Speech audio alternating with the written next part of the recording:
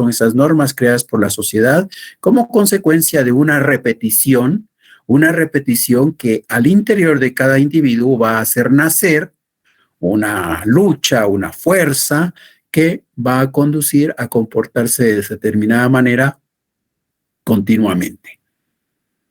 Aquí algo que hay que aclarar es que no es lo mismo hablar de costumbre que hablar de hábito. En el caso individual podemos hablar de hábitos, pero en el caso colectivo, en el caso de la sociedad, tenemos que hablar de costumbre. Por ejemplo, si yo digo, ay, me voy a dedicar a leer 30 minutos cada día y lo hago. Hoy leo 30 minutos, mañana leo 30 minutos, pasado leo 30 minutos y así paso 30 días leyendo cada uno 30 minutos. Cuando llego al mes siguiente, lo más seguro es que me haga falta leer los 30 minutos. ¿Qué ha nacido ahí? Un hábito, el hábito de la lectura. Igual ocurre, por ejemplo, si nosotros decimos, la gran, qué complicado levantarse temprano, ¿verdad? Y más si lo que queremos es hacer ejercicios. Pero sabemos que practicar o hacer ejercicios ayuda, ¿verdad? ¿Por qué? Porque hace que nuestro corazón sea fuerte, nuestros pulmones se fortalezcan. Al final de cuentas es saludable hacer ejercicio. Bueno, pues pensemos en que vamos a tomar la decisión de salir a correr 30 minutos cada día. Si lo hacemos, el primer día nos va a costar, el segundo va a ser menos difícil y así en la medida que lo vayamos haciendo, después de un mes, pues nos va a hacer falta salir a correr y va a ser parte de nosotros. Eso será un hábito. Los hábitos son de carácter individual. Es lo que nosotros logramos con nosotros mismos, ¿ya? Son individuales. La costumbre no. La costumbre es una cuestión de carácter social. La costumbre tiene que ver con la repetición de conductas no por un individuo únicamente, sino por la colectividad, por la sociedad.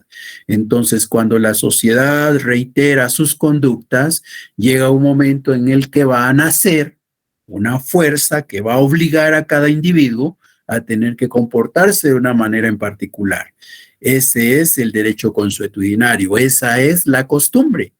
Ese derecho consuetudinario, esa costumbre, obviamente no está escrita, es el jus non scripto. Era el derecho que regulaba las relaciones entre aquellos ciudadanos y que no estaba escrito. Llega un momento en el cual el carecer de un derecho escrito se vuelve un problema. Porque, por ejemplo, imaginémonos bajo ciertas circunstancias que decimos, pero ¿y cómo son las cosas? Pues, son así, muy bien, así vamos a hacerlas. Y mañana me las cambian. No, es que no es así, es de esta otra manera. Y pasado, no, tampoco, es que es de esta otra forma. ¿Y por qué? ¿Por qué puede modificarse? ¿Por qué no es lo mismo? ¿Por qué pareciera que las normas me las está cambiando a cada rato? Como no está escrito, ¿verdad? Como no está escrito, las modifica a su sabor y antojo, según su conveniencia. Entonces, poco a poco hay un grupo de personas en Roma que van a empezar a presionar para que ese derecho no quede así como una simple tradición, como lo que las personas creen que debe hacerse, sino ya debe quedar documentado. Debe quedar escrito. Y por ahí aparece la primera ley que se conoce como la ley de las 12 tablas y que se llama de las 12 tablas porque hay 12 tablas y en cada una de esas tablas se van a escribir las normas que van a regular a los romanos en sus relaciones. Entonces, es ahí cuando empieza entonces a aparecer ya un derecho escrito.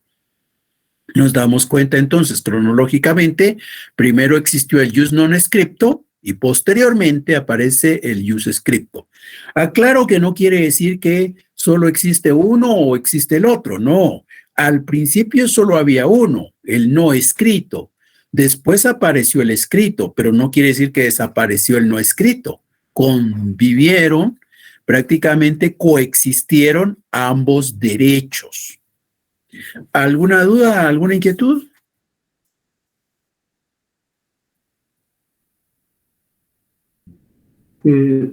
Solo, ¿cómo permanecería el no escrito si ya estaba vigente el escrito? O sea que en realidad el no escrito se volvió escrito o no lo entiendo.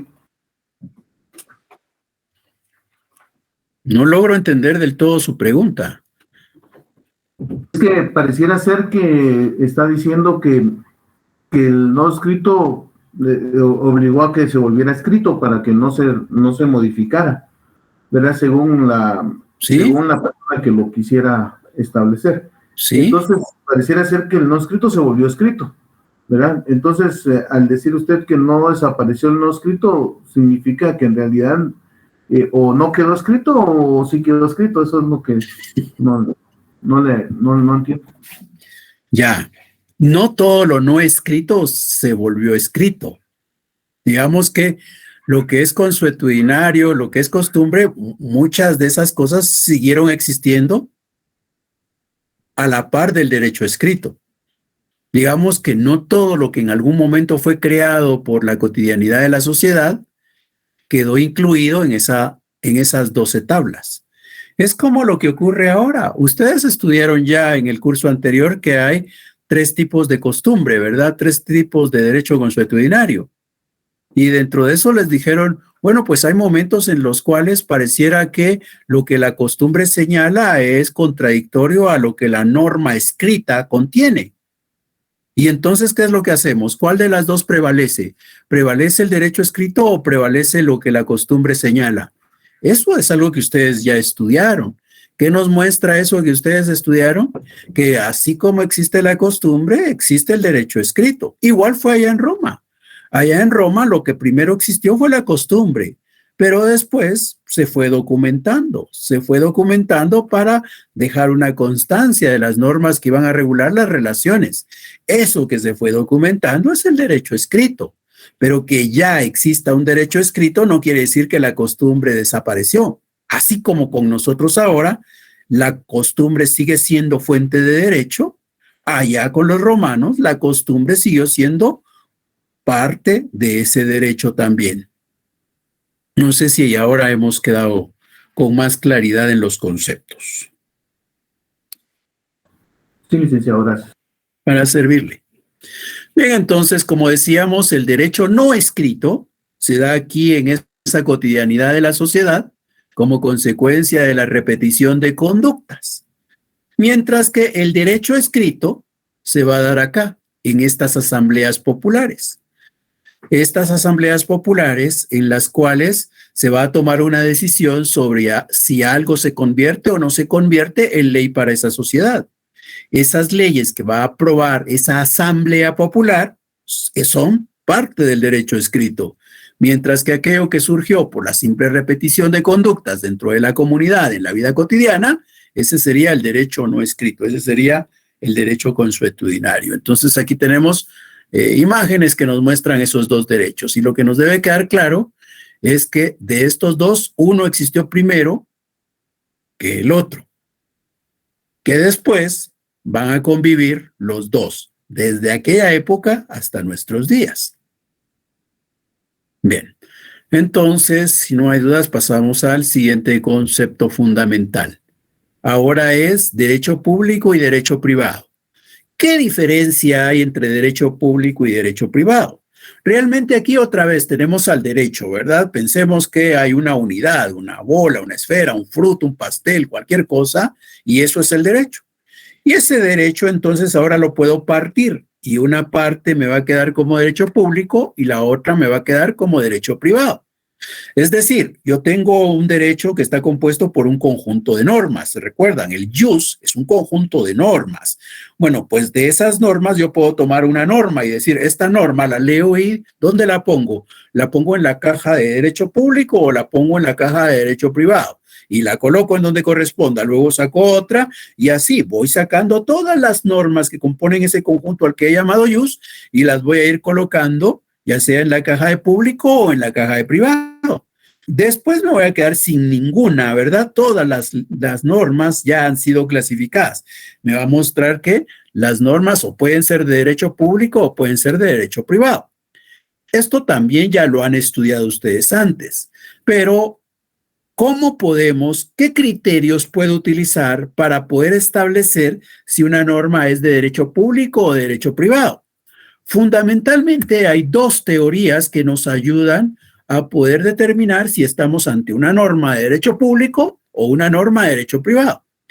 Tradicionalmente estas teorías, una se conoce como la teoría del interés en juego y la otra se conoce como la teoría de la naturaleza de la relación. Obviamente, la primera centra su atención en el interés que se busca proteger, mientras la segunda centra su atención en la relación, en el vínculo que se puede dar entre las personas. Vamos a estudiar cada una de estas dos. Hablemos primero de la teoría del interés en juego. Aquí tenemos a estos ciudadanos romanos y la pregunta es, vamos a crear una norma para proteger, ¿verdad? Porque al final de cuentas eso es lo que se busca con el derecho, la protección. Muy bien, si yo con el derecho busco la protección, ¿qué es lo que voy a proteger? Voy a proteger el interés, pero ¿el interés de quién voy a proteger? Si estoy protegiendo el interés de uno o de algunos, pues entonces quiere decir que esa norma es privada. Esa norma pertenece al derecho privado, ¿ya?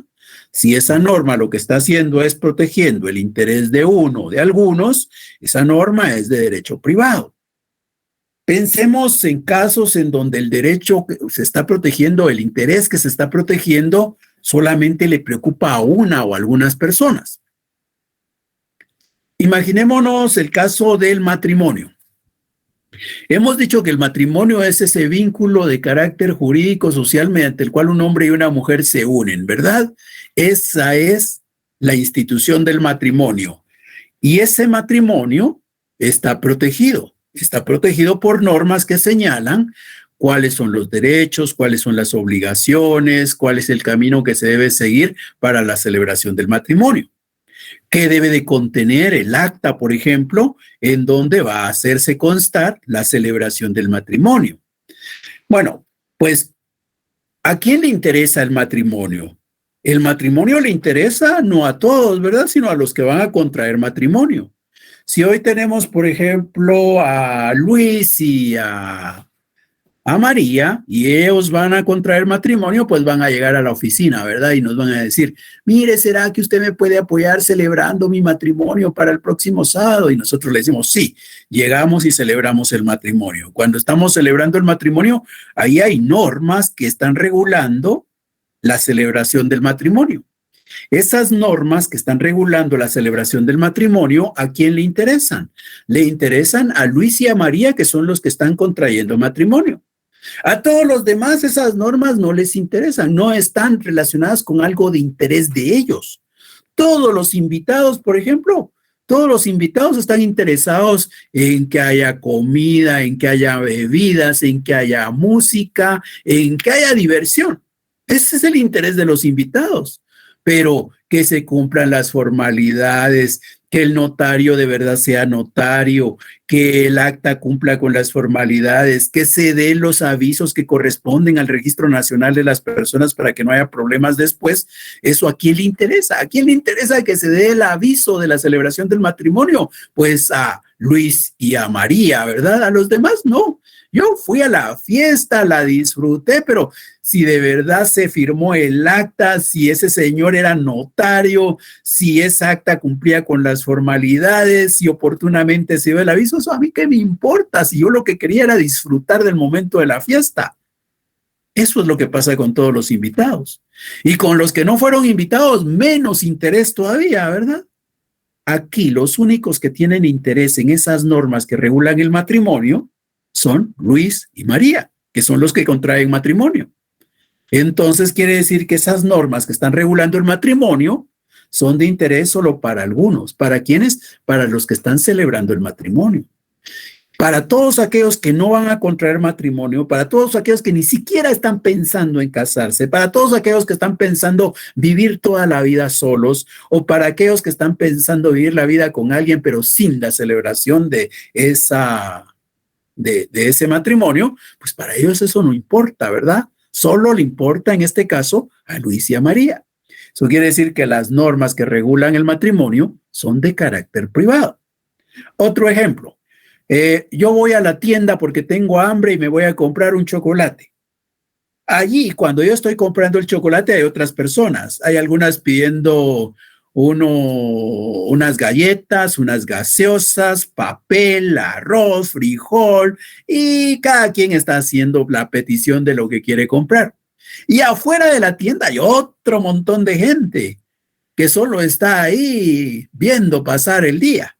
Ya toda esa gente anda por ahí. Y yo comprando mi chocolate porque tengo hambre. Bueno, pues yo tengo interés en que ese chocolate que me van a dar venga en el empaque, bien sellado, que la fecha de vencimiento todavía no haya sido superada, que de verdad esté bien conservado el chocolate. Eso es mi interés. Bueno, el interés que hay ahí para que el chocolate esté bien conservado, que la fecha no se haya superado y que de alguna manera yo pueda disfrutarlo tranquilamente, ese interés es solo mío. Al otro señor le interesará que eso se cumpla, pero con su galleta. Al otro con el frijol, con el papel, con el arroz. Y a los otros que están afuera que ni siquiera están pensando en comprar, les importa poco lo que ocurre con mi chocolate. Esas normas que están regulando la compra-venta de mi chocolate solo me interesan a mí y al señor que los está vendiendo. Entonces, en ese caso, ese interés es propio del vendedor y del comprador. Ese interés que es propio de estas dos personas va a estar protegido, va a estar regulado. Y las normas que regulan ese interés son, en este caso, de carácter privado. Esas normas pertenecen a la rama privada del derecho. Pero en otras ocasiones puede ocurrir que resulta que el interés que existe no es solamente de uno, de algunos, sino es el interés de todos. Si el interés que se está protegiendo es de todos, entonces esas normas son de derecho público. Por ejemplo, imaginémonos la protección de la vida. ¿A quién le interesa en esta sociedad que se proteja la vida? Realmente la protección de la vida es una preocupación de todos, porque nadie quiere perder la vida, ¿verdad? Todos queremos que se respete la vida de todos, porque en la medida que se respeta la vida de los demás, garantizo que se va a respetar mi vida. Entonces, todos tenemos interés en que se respete la vida. Entonces, hay que crear normas para proteger la vida, un interés de todos. Esas normas que se crean para proteger la vida, un interés de todos, van a ser normas de derecho público. Por ejemplo, dentro de estas normas de derecho público estaría aquella que ustedes han estudiado que dice, comete homicidio quien diere muerte a otra persona. Comete homicidio quien diere muerte a otra persona. ¿A quién nos interesa o a quién le interesa esta norma? A todos. ¿Por qué? Porque está protegiendo la vida y la vida es un interés de todos. Ese es un ejemplo. Entonces, esas normas relacionadas con tipificar el homicidio, esas normas relacionadas con identificar qué autoridad es la que va a hacer la persecución, qué autoridad es la que va a juzgar, qué autoridad es la que va a velar porque se cumpla la sentencia si es que aquel es condenado. Bueno, pues bajo esas circunstancias, todas esas normas están hechas ¿para qué? Para proteger la vida y la vida de todos, ¿verdad? Y de cada uno de nosotros. Entonces, eso es interés público y todas esas normas son de derecho público. Otro ejemplo de derecho público. Nosotros vivimos en este planeta y este es el único planeta que tenemos, ¿verdad? Si se pierde este planeta, prácticamente nos quedamos sin casa. Queremos la conservación del planeta. Sabemos que se ha dado mucha contaminación. Hay gente que está destruyendo este planeta. Entonces, como nosotros, todos los seres humanos, estamos interesados en la conservación del planeta, vamos a crear normas orientadas a evitar la contaminación, a evitar la destrucción de los recursos naturales. Entonces, todas esas normas orientadas a la preservación del ambiente, a proteger los recursos naturales, son normas de derecho público, porque a todos nos interesa la preservación del sistema ecológico, a todos nos interesa la conservación de la tierra. Eso es derecho público. ¿Alguna duda? No, licenciado. Gracias. Bien, ahora estudiemos la segunda teoría. Son dos teorías, cada una se puede aplicar por aparte. Olvidémonos de la del interés en juego y ahora pensemos en la de la naturaleza en la relación. ¿Cómo pueden ser las relaciones? Las relaciones pueden ser de iguales. Y esas relaciones de iguales están reguladas. La regulación de esas relaciones de iguales, las normas que regulan relaciones de iguales, son normas de derecho privado. Pero hay otras relaciones que no encierran esa igualdad. Hay relaciones en donde hay alguien que es superior a otro. Y esas relaciones en donde hay alguien que es superior a otro también deben de ser reguladas. Y las normas que regulan esas relaciones pertenecen al derecho público. Veamos los mismos ejemplos para que vean ustedes que no importa cuál teoría utilicemos, al final debiéramos concluir en lo mismo. Ya vimos ejemplos con la teoría del interés en juego. Esos mismos ejemplos los vamos a utilizar ahora para explicar la teoría de la naturaleza de la relación. Entonces, veamos. Decíamos que el matrimonio estaba regulado por derecho privado, ¿verdad? Ahora veámoslo en este contexto. Cuando se celebra el matrimonio, están aquellos dos. En este caso decíamos era Luis y María, ¿verdad? Luis y María están ahí, uno frente al otro. Y va a venir el notario y le va a decir a él, ¿acepta usted como esposa A? Y va a decir sí. Y luego le pregunta a ella, ¿acepta usted como esposo A? Y ella va a decir sí. En ese momento que estos dos están dando su consentimiento, realmente es una relación de iguales. Ahí no está él poniéndole una pistola en la cabeza a ella para que diga sí. Ahí no está ella amenazando al Señor para que diga sí. No, ahí ambos libremente están dando su consentimiento para la celebración del matrimonio. Es una relación de iguales. Las normas que regulan esas relaciones de iguales, como las que tienen que ver con el matrimonio, pertenecen al derecho privado. Es una relación de iguales.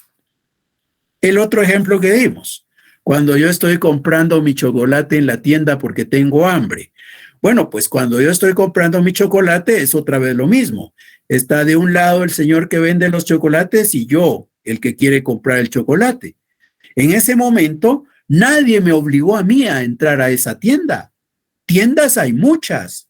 Y yo pude ir a comprar a cualquiera, incluso pude ir a comprar otra cosa que no fuera un chocolate. Yo libremente he decidido ir a comprar el chocolate. Y el señor no está obligado a venderme el chocolate. Él puede decir que no me va a vender y yo no puedo obligarlo a que me venda. Entonces, realmente aquí tenemos una relación de iguales. Él vendiendo el chocolate, yo comprando el chocolate, tenemos una relación de iguales. Las normas que regulan esa relación en donde las personas están al mismo nivel son normas de derecho privado. Nos damos cuenta, no importa qué camino sigamos, si la teoría del interés en juego o la teoría de la naturaleza de la relación, al final siempre vamos a concluir después del análisis que esas normas son de derecho privado. Ahora veámoslo en el otro lado, en el lado del derecho público, con la teoría de la naturaleza de la relación. Decíamos antes que hablábamos de la norma relacionada con el delito, ¿verdad? De homicidio. Bueno, pues resulta que cuando alguien viene y mata a otro, y si la policía está cerca, la policía puede venir y capturarlo, ¿ya? Inmediatamente, porque prácticamente ahí infraganti fue descubierto el hecho, ¿verdad? Entonces, en ese contexto, la policía no es un igual al que ha activado el arma. La policía es una autoridad y está en superioridad y lo va a aprender. Luego lo va a poner frente a una autoridad jurisdiccional, frente a un juez. Lo va a poner a disposición de un juez. El juez tampoco está al mismo nivel de aquel presunto homicida. El juez está en un nivel superior. Luego de todo el proceso, si de verdad se demuestra que aquel tiene responsabilidad, va a ser condenado. Y cuando sea condenado, habrá que ejecutar esa pena.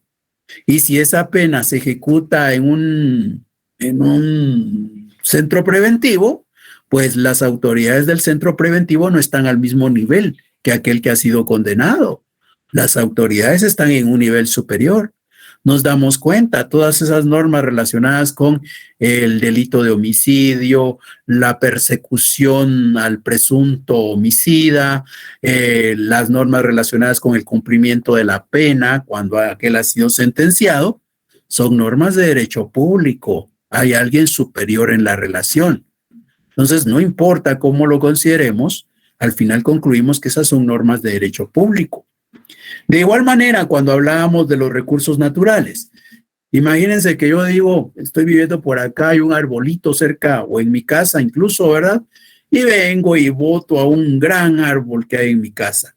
Estoy yo con mi hacha para botar el árbol. Si eso pasa, puede ser mi casa, puede ser mi terreno, puede ser mi inmueble, pero la verdad es que yo no tengo derecho a botar los arbolitos que encuentre en mi predio. Yo tengo que solicitar autorización. Una autorización me la va a extender alguien que no está al mismo nivel que yo, alguien que tiene poder. ¿Eso qué nos muestra? Ahí lo que nos muestra es que es una relación también donde no estamos en igualdad. Hay alguien superior. Y esas normas relacionadas con lo que debe observarse para asegurar la preservación del ambiente, entonces son de derecho público, porque no son de relaciones iguales. Nos damos cuenta, no importa qué corriente, qué teoría tomemos en cuenta, al final debiéramos de concluir en que esa norma es de derecho público. No importa qué norma, no importa qué teoría utilicemos, las conclusiones siempre serán las mismas. ¿Alguna duda, alguna inquietud?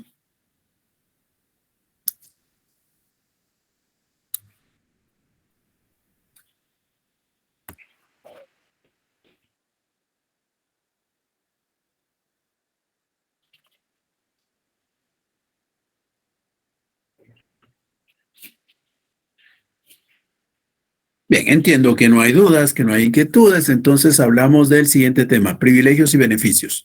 Privilegios y beneficios no son sinónimos, son dos conceptos con contenido distinto, tienen diferente significado, ¿ya?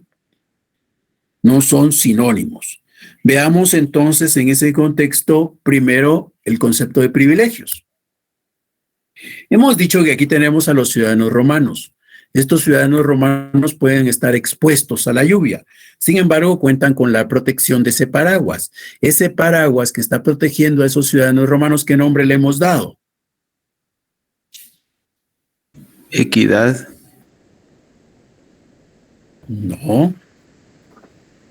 ¿Cómo hemos llamado a ese paraguas que está protegiendo a los ciudadanos? Ius. Ius, muy bien. Ese es el ius.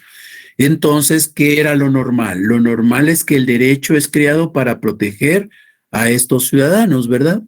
Y ahí sí surgía el concepto de equidad. Decimos que existe equidad cuando este derecho protege a todos por igual.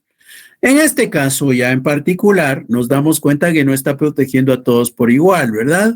¿Por qué? Porque aquí al lado izquierdo tengo a unos que se están mojando. Entonces, este derecho, este ius, ya no se caracteriza por ser equitativo porque ya no está protegiendo a todos por igual.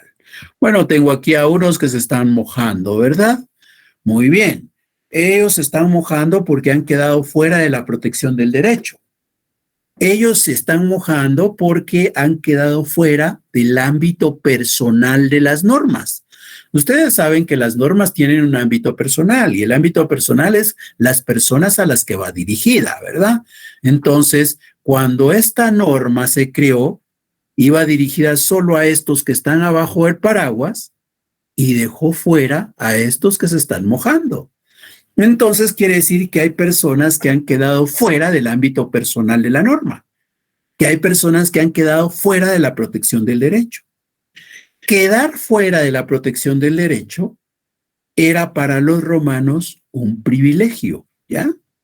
Privilegio es estar fuera de la protección del derecho, es estar fuera del ámbito personal de la norma. Eso es privilegio. Nos damos cuenta, el privilegio entonces en ese momento no se entendía como un beneficio, no se entendía como una situación favorable. No se entendía como una situación ventajosa con relación a los demás. Al contrario, era una situación desfavorable, era una situación desventajosa. Tener ese privilegio no era estar mejor, era una situación desventajosa. El privilegio al principio significó una situación desfavorable. Ahora, aunque eso que estamos diciendo, con el paso del tiempo puede entenderse como relativo, ¿verdad? Lo de desfavorable. ¿Por qué? Porque imaginémonos que hay una norma de carácter tributario. Hace que 2 días venció el plazo para poder pagar el impuesto de circulación de vehículos. El impuesto de circulación de vehículos, ¿quiénes son los que tienen que pagar ese impuesto de circulación de vehículos? Los poseedores de vehículos. Los propietarios de vehículos. Eso quiere decir que esta norma, este paraguas, va a tener aquí abajo a todos los propietarios de vehículos, porque ellos son los que tienen que pagar el impuesto. Pero van a quedar fuera los que no tienen vehículos, porque ellos no tienen que pagar impuesto, obviamente, ¿verdad? Estos que no tienen que pagar impuesto han quedado fuera. En ese contexto, realmente eso de que estar fuera del amparo, la protección del derecho, estar fuera del ámbito personal de la norma, no puede entenderse como tan desfavorable la situación, ¿verdad? Porque al final de cuentas ellos están contentos porque no tienen que pagar ese impuesto. Entonces, el privilegio, insisto, al principio en Roma se entendía como quedar fuera del ámbito personal de la norma, como quedar fuera de la protección del derecho. Y no se entendía eso como una situación desfavorable o desventajosa. ¿Ya? El privilegio, entonces, era una situación desfavorable o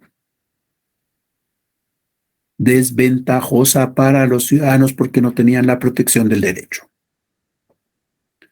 ¿Alguna duda?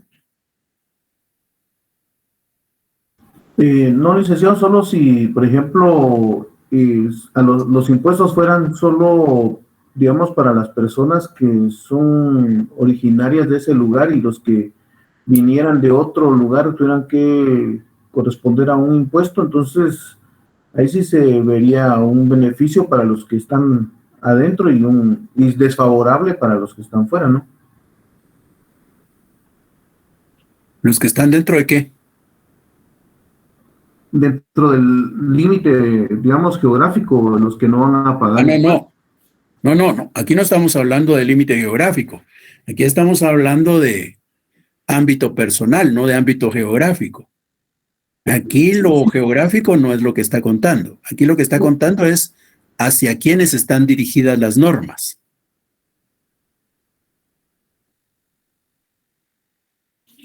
Ok, gracias, licenciado. ¿Seguro que hemos entendido? Sí, no solo quería dar como un ejemplo de cuando se vuelve como desfavorable. Tal vez en el caso, yo le decía que en el caso, por ejemplo, de la gente que es extranjera, que no tiene los privilegios que tiene una persona aquí dentro del país, ¿verdad? Entonces, porque aquí estamos exentos de ciertas cosas y los extranjeros no. Si fuera así, usted tiene razón, pero se me hace un poco difícil encontrar el ejemplo. Pero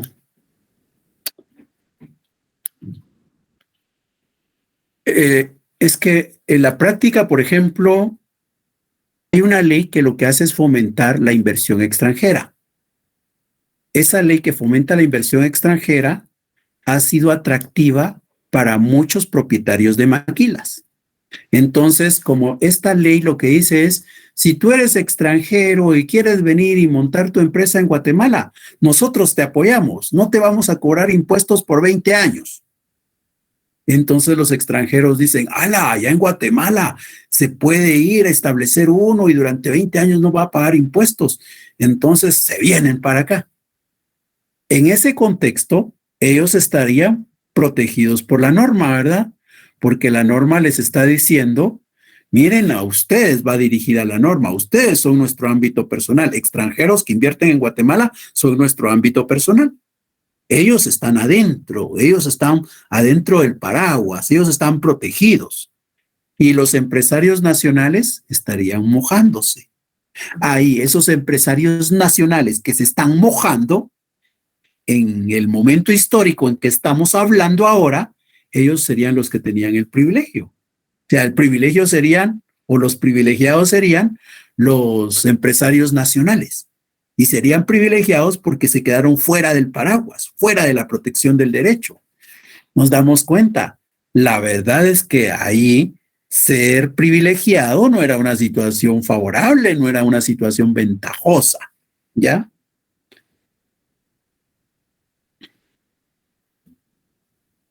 Excelente, licenciado. Bien. Bueno, así fue al principio. ¿Qué pasó después? Cuando llegamos a un momento del imperio, resulta que cambió el concepto de privilegio, porque ahora el privilegio se va a entender en la época del imperio, es decir, que alrededor de 500 años después, 500, 700 años después, dijeron los romanos, no, vamos a decir que el privilegio es cuando la norma jurídica, coloca en una posición ventajosa o favorable a unos sujetos con relación a los demás. Es decir, todos están protegidos por esta norma, todos forman parte del ámbito personal de la norma, ¿ya? Todos forman parte del ámbito personal. La norma está dirigida a todos, pero de todos estos vamos a colocar a un grupo de ellos en una situación ventajosa. Nos damos cuenta, ahora el privilegio no tiene que ver con los que están afuera del paraguas, ahora tiene que ver con los que están adentro. El paraguas está cubriéndolos a todos, todos están bajo el amparo de la norma, todos forman parte del ámbito personal de la norma, pero va a haber un grupo al que lo va a colocar en una situación ventajosa o favorable. Veamos un ejemplo para que nos quede más claro. Allá en Roma, sabíamos nosotros que los propietarios únicamente podían ser los padres de familia. Solo ellos eran los propietarios. Entonces el papá decía, yo soy dueño de toda esta tierra, de todos estos esclavos, de todos estos animalitos. Yo soy dueño de todo lo que hay aquí alrededor. Pero estoy preocupado. Estoy preocupado porque yo sé que podría morir en cualquier momento. ¿Qué pasa si yo muero? Si yo muero, esta casa que es mía, pues ya no es mía porque he muerto, ¿verdad? Pero ¿y de quién va a ser? Pues de nadie, porque usted es el dueño, nadie más. ¿Y qué va a pasar con todos los esclavos? Pues de nadie, porque usted se murió. Si usted se murió, ya no existe, ya no es el dueño. Entonces vinieron los papás y dijeron, hay que inventarse algo ustedes para que ese patrimonio que hemos logrado no se pierda cuando nosotros morimos. Tenemos que inventarnos algo que nos permita que ese patrimonio trascienda, que ese patrimonio sea propiedad de alguien más. Y se crearon la figura de la sucesión. Con la sucesión dijeron ellos, ¿qué es lo que vamos a hacer? Lo que vamos a hacer entonces es que cuando yo muero, alguien va a venir y va a ocupar mi lugar. Va a sucederme, por eso se llama sucesión. Entonces me va a suceder, va a ocupar el lugar que yo dejo con la muerte. Muy bien, la sucesión. Pero ¿y cómo logramos hacer que los bienes que usted tiene como padre pasen a su sucesor? Pues para que usted logre pasar sus bienes a su sucesor, lo que puede hacer es un testamento, dijeron. Se inventaron la figura del testamento los romanos. Y dijeron entonces, el testamento va a ser un documento en donde usted, por ejemplo, va a decir a quienes deben entregársele los bienes cuando usted muera. Y si usted muere y deja su testamento, todos nosotros vamos a velar porque su testamento se respete. Eso sí, para que su testamento se respete, para que su testamento pueda surtir efectos, es necesario que cumpla con ciertos requisitos. Y escribieron, ¿verdad? Requisitos que debe contener el testamento para que sea válido. Y escribieron los requisitos. ¿Quiénes tienen derecho a hacer testamento para dejar sus bienes? Todos los ciudadanos romanos. Nos damos cuenta. Esa norma tiene como ámbito personal a todos los ciudadanos romanos. Esa norma es aplicable para todos los ciudadanos romanos. Ahí hay equidad, diríamos, ¿verdad? En los conceptos que antes hemos estudiado. Pero después se preocuparon por una situación particular y dijeron, hay que cumplir con estas formalidades para que el testamento valga, ¿verdad? Sí, sí, hay que cumplir con todas esas formalidades. Pero se imaginaron, ¿qué pasa con los militares? Nosotros somos una sociedad guerrera. Roma era una sociedad guerrera. Entonces los militares normalmente andaban en la guerra. Si los militares querían dejar su patrimonio, los militares tenían que celebrar un testamento. Y ese testamento tenía que cumplir con todos los requisitos que se señalaban en la ley para que pudiera surtir efectos. Y dijeron, pero imagínense ustedes querer cumplir con todos los requisitos y aquellos pobres andan en la guerra. Qué difícil es cumplir con los requisitos si ellos no están en la paz de la casa haciendo el testamento. Qué complicado para los militares que están jugándose la vida ahí y todavía que les digamos, mire, si usted va a hacer testamento, cumpla con todo esto. Entonces se les ocurrió decir que a los militares entonces se les iba a excluir de la necesidad de cumplir con todos esos requisitos. Nos damos cuenta. Esto es un privilegio. El privilegio es poner en una posición favorable, ventajosa, superior a un grupo con relación a los demás. Todos están bajo la norma, pero esa misma norma incluye la posibilidad de poner en una situación ventajosa a un grupo con relación a los demás. Los militares entonces están en una posición superior con relación a los demás, están en una posición ventajosa con relación a los demás. ¿Por qué? Porque todos pueden hacer testamento y para todos hay formalidades, pero en el caso de los militares podemos obviar las formalidades y de igual manera vamos a respetar su testamento. ¿Eso qué nos muestra? Eso nos muestra un privilegio. Nos damos cuenta de cómo era el privilegio ya después, cómo cambió el concepto, ¿verdad? Antes era estar fuera del amparo, fuera de la protección del derecho, fuera del ámbito personal de la norma, y ahora no. Ahora es estar adentro con todos, pero que nos pongan en una posición especial, en una posición ventajosa con relación a los demás, que estamos dentro, que estamos bajo el paraguas.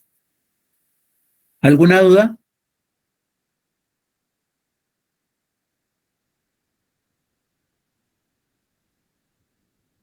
Todo claro, Lick. Gracias. Bien, eso es privilegios. Ahora veamos los beneficios, que no son sinónimo, ¿ya? No son sinónimo. ¿Qué pasa con los beneficios? En los beneficios lo que va a ocurrir es que se va a crear una norma. Una norma que es aplicable a todos, ¿no? La norma es aplicable a todos. Lo único es que en algunas circunstancias o bajo ciertas excepciones, alguien puede hacer uso de esa norma para atenuar el rigor de otra disposición. Entonces hay una norma ahí que yo la puedo usar para atenuar el rigor de alguna disposición. Veamos un ejemplo para que nos quede más claro. Hay una norma de carácter general allá. La norma de carácter general decía que una vez, ahora veámoslo ya no del lado del causante, ya no del lado del que hace el testamento, ahora veámoslo del lado del que hereda, del que recibe. Había una norma que decía que cuando uno era declarado o instituido heredero, el que era instituido heredero no tenía la opción de repudiar la herencia.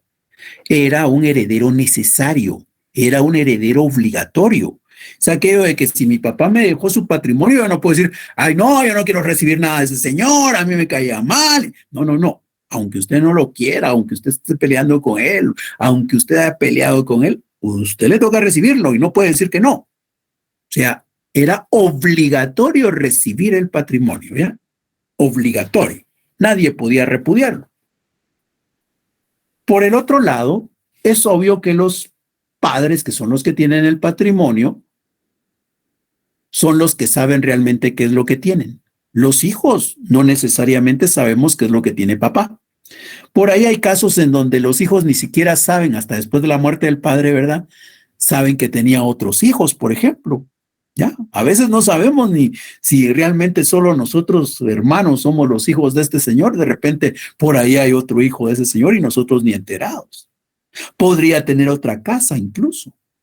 O el caso de las tarjetas de crédito. La verdad, nosotros no sabemos qué tanto deben las tarjetas de crédito nuestro padre. Es decir, nosotros cuando vamos a recibir la herencia, realmente no sabemos qué vamos a recibir. Realmente no sabemos qué es lo que tenía nuestro papá.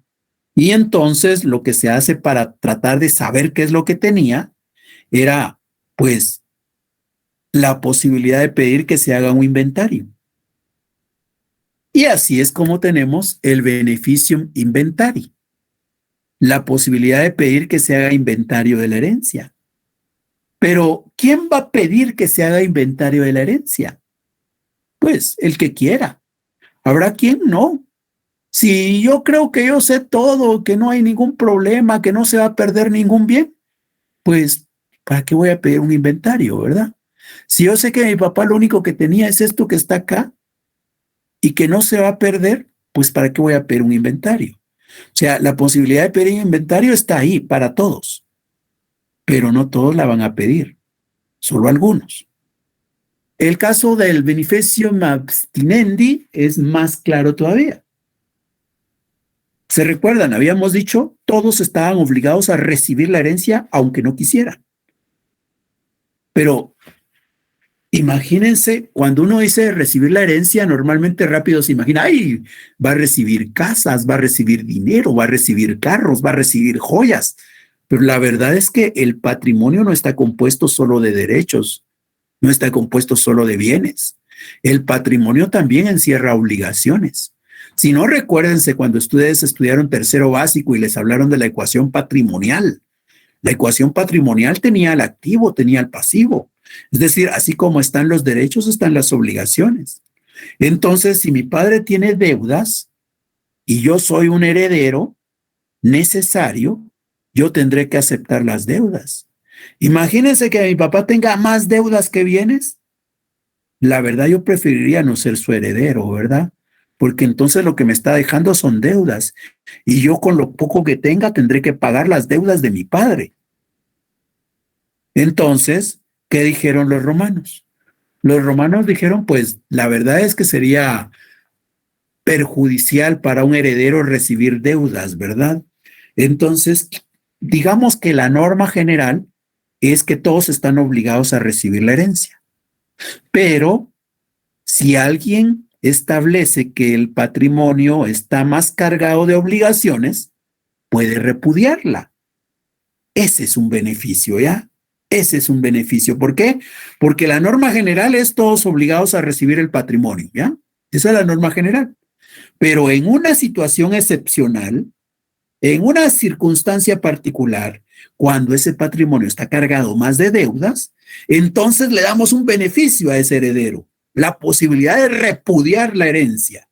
Nos damos cuenta, el beneficio es una norma que está ahí para que, cumplidas ciertas excepciones, ciertas circunstancias, alguien pueda utilizarla para atenuar el rigor de una norma. Eso es el beneficio. Los beneficios no son lo mismo que los privilegios entonces. ¿Alguna duda?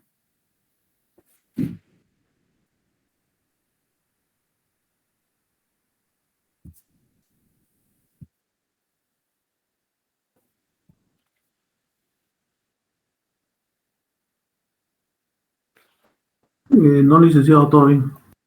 Gracias, Rafael. Noli. Gracias. Bueno, si no hay dudas, entonces, con esto hemos concluido nuestro tema número 4, los conceptos fundamentales del derecho romano. Y ahora, ¿qué es lo que nos quedaría? Lo que nos quedaría en la próxima clase es estudiar la periodización de la historia de Roma. En la próxima clase, entonces, ya vamos a hablar de toda la historia de Roma, aquella de los casi 1300 años. Y vamos a dividir esos 1300 años en etapas. y vamos a conocer qué es lo que ocurrió en cada una de esas etapas. ¿Con qué propósito? Con el propósito de ir conociendo en cada una de esas etapas cuáles eran las fuentes del derecho. Entonces, por ahora, muchas gracias por su atención. Pero, licenciado, ¿será que... Diga, Rafael. ¿Qué estás pensando? ¿Será que nos puede poner un ejemplo de beneficios? En la actualidad, pues no con los romanos, sino un beneficio, ¿cómo sería? ¿Cómo pudiéramos repudiar nosotros o obviar alguna ley que no fuera pues la herencia en ese caso? ¿O solo a esa, solo a esa norma se aplicaba? No. Primero aclaro, los conceptos que estamos estudiando acá son los conceptos fundamentales del derecho romano. La definición de privilegio, la definición de beneficio es del derecho romano, no es de nuestro derecho. En nuestro derecho pudo sufrir cambios en el tiempo, pero estos son los conceptos con los que comenzaron los romanos, ¿ya? Esos son los conceptos sobre los que construyen su derecho. El de nosotros puede ser diferente ahora. Hoy puede ser que veamos distinto las cosas, pero la tarea no es considerar lo de hoy, sino hablar de cómo surgieron los conceptos allá. ¿Qué podríamos encontrar de ejemplo de un beneficio en la actualidad tratando de usar lo de los romanos como que si lo de los romanos fuera lo que pudiera usarse en estos días, ¿verdad? Vamos a tratar solo antes, en lo que pienso en ese ejemplo. Rosy María Vivar, por favor. Sí, licenciado, yo pensando también en un ejemplo que podría valerse, pero no sé si está bien. Digamos que en materia impositiva, cuando uno puede hacer deducciones de lo que se tiene que pagar, ¿verdad? Anualmente, uno puede adjuntar, si ha hecho donaciones, puede adjuntar esos documentos y se los descuentan a uno, ¿verdad? Sí. Ese es un beneficio. Que sí. Está la norma ahí, pero no todos lo hacen, ¿verdad? Porque depende si hacen o no donaciones. Sí, muy bien, Rosy, muy bien. Buen ejemplo. Otro ejemplo que se me ocurre es con relación a las normas que tenemos de evaluación estudiantil. Nosotros sabemos que la norma lo que nos dice es que tenemos que examinarnos de conformidad con las fechas establecidas en el calendario que publique la facultad, ¿verdad? Entonces, por ejemplo, si nos tocara el examen el 16 de agosto, pues el 16 de agosto es la fecha que todos tenemos que asumir. Pero por ahí hay una norma. De repente alguien sufre de alguna dificultad que le limita estar presente en el examen ese 16. Por ahí hay una norma, ¿verdad? Una norma que dice aquel que justificadamente no pueda asistir al examen ordinario tiene derecho a solicitar un extraordinario. Ahí está otra vez un ejemplo de un beneficio. La norma está ahí para todos. ¿Y quién la va a usar? El que se encuentre en una situación excepcional, el que se encuentre en una situación particular, va a usar la norma para reducir, para limitar el rigor de otra norma. Porque en rigor debiera ser, si no te examinaste el 16, pues tienes 0, ¿verdad? Pero ¿cómo vamos a atenuar ese rigor? Con el beneficio que nos da la norma que nos dice que podemos solicitar el examen extraordinario. Entonces, esos serían ejemplos de beneficios. Gracias, licenciado. Para servirle. Bien, entonces, y ahora sí estamos con que ya no hay dudas, nos quedamos acá y estamos en clases nuevamente el viernes. El viernes, decíamos, vamos a hablar ya de la periodicidad de la historia de Roma. Muchas gracias por su atención. Feliz tarde y hasta el viernes. Feliz tarde. Gracias.